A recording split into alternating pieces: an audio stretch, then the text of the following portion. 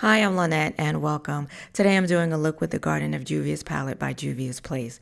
It's a 16 pan palette with 7 mattes and 9 shimmers, 2 of which are duochromes. This is a true pastel palette that I will need to use in combination with other palettes and shadows.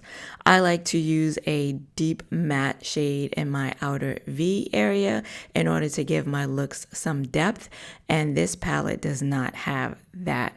As you'll see, I tried to use the purple lilac matte in the outer V, and that was a negative.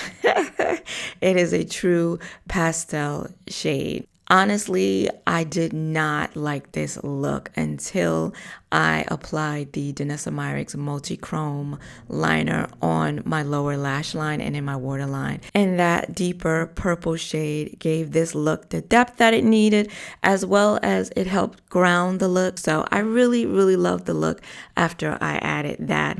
The shadows, the mattes applied very nicely. They're pigmented, they blended out well. The metallics applied very nicely as well. I used them dry with my finger and with a brush, and I didn't have too much fallout. I did use the Pat McGrath Artistry wand to give it something to adhere to on my lid, and that duochrome that I put in the inner part of the lid, it's really beautiful. So I'm really happy with the look, and I'm really happy to have added this palette to my collection.